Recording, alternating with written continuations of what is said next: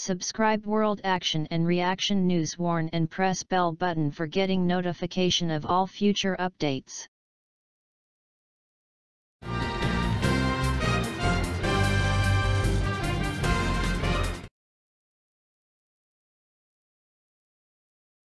India on Thursday successfully test-fired the BrahMos supersonic cruise missile fitted with an indigenously developed seeker.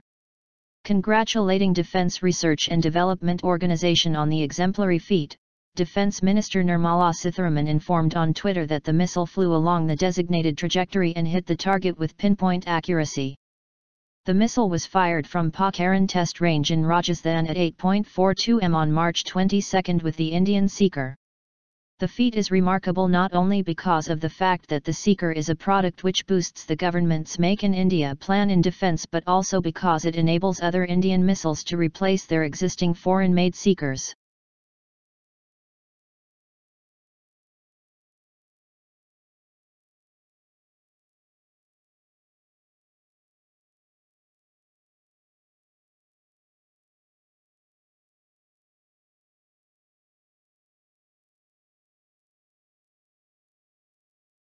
BrahMos, a joint venture between India and Russia, uses Russian-made seekers to accurately hit the target.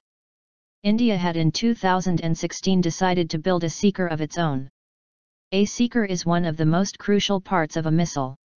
A seeker is used in the last 50 to 100 seconds of the projectile's flight, the thermal or homing stage. The successful test flight further enhances the capability of the BrahMos, which is counted among the world's best supersonic cruise missiles. The missile has a range of around 450 kilometers and is the world's fastest cruise missile with speed of Mach 2.8 to Mach 3. It is also the only supersonic cruise missile that can be fired from land, sea, and air.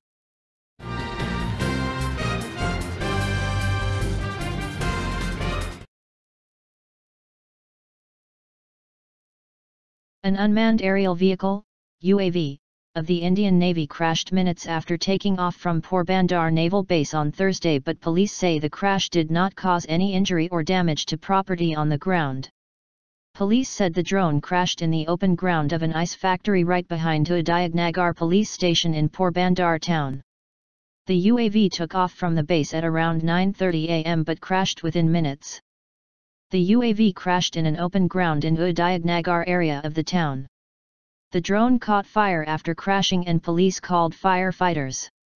However, there was no injury or damage to property on the ground as the drone crashed in the open ground where nobody was around, Police Superintendent of Porbandar District, Shobha Butta told the Indian Express. The police sub-inspector UB Oct said that the firefighters soon doused the fire and that forensic experts had also reached the spot. The SI further added that the Indian Navy had started shifting debris of the crashed UAV for investigation. While the Defence Public Relations Officer in Gandhinagar could not be reached for a comment immediately, sources confirmed the UAV indeed belonged to the Indian Navy. Yes, the UAV belonged to the Navy. It had taken off at 9:30 am for routine mission. However, it crashed within a few minutes in flight.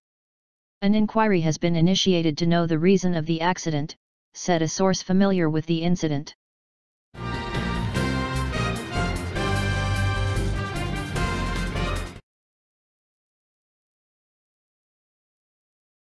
China has brought its frontier troops, including those guarding its border with India, directly under the military command, removing civilian control over them, a state-run daily reported on Thursday.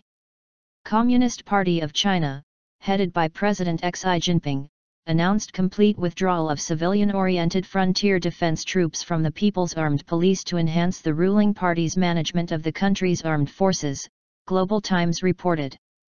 Troops that were formerly part of the armed police and managed by institutes of the State Council have now officially withdrawn from this system in a bid to fully implement the party's absolute leadership over the People's Liberation Army, and other national armed forces, the Daily said, quoting an article published by the Chinese People's Liberation Army's official WeChat public account on Wednesday. The withdrawal of armed police force units engaged in civilian affairs would disentangle the previous complicated chain of command, Chinese military analysts said.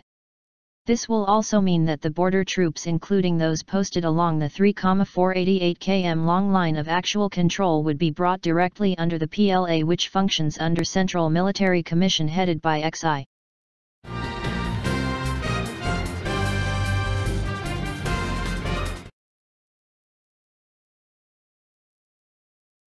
The armed forces are facing a shortage of over 52,000 soldiers, with the army topping the list with over 21,000 vacant posts, the government said Wednesday. According to the details provided by Minister of State for Defense Subhash Bamra in the Lok Sabha, the army is reeling under a shortage of 21,383 personnel, while the number of vacant posts in the Navy is 16,348 and 15,010 in the Air Force. Replying to a question, he said 7,680 posts of officers are lying vacant in the Army. To a question on the Rafale deal, Defense Minister Nirmala Sitharaman said all relevant procedures were followed to ensure transparency in the acquisition of the 36 jets. India had in 2016 inked an intergovernmental agreement with France for procuring 36 Rafale fighter jets at a cost of around Rs 58,000 crore. The delivery of the jets is scheduled to begin from September 2019.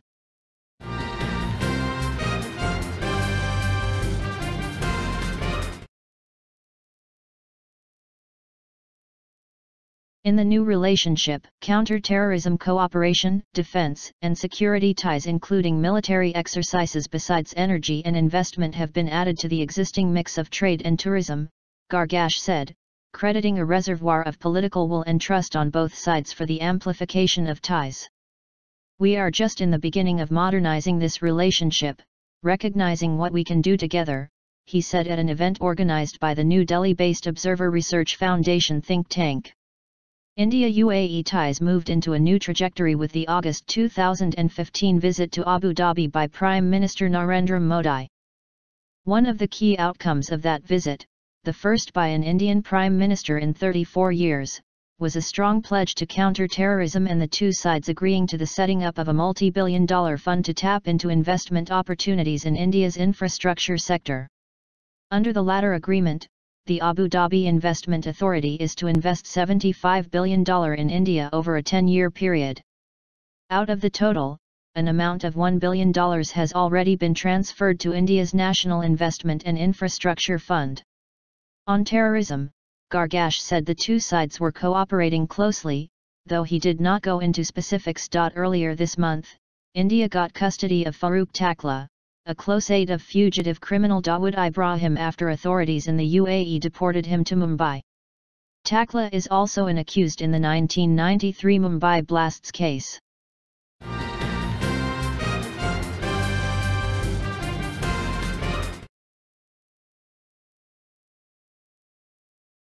Indian Air Force Chief Birinder Singh Dhano asserted on Thursday that the IAF was on a strong wicket vis-a-vis China.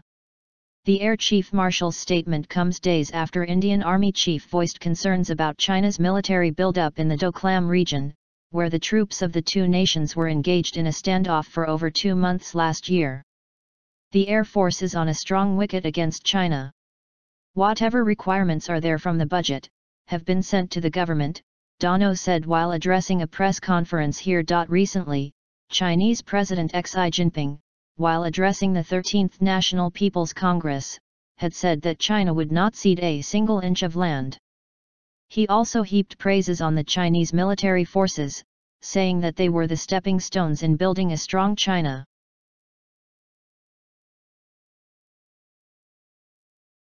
Thanks for watching. I hope you like this news. Please share your views in comment box. Please like and share this video. Press subscribe button and bell for auto update to you regarding my channel World Action and Reaction News. Warn.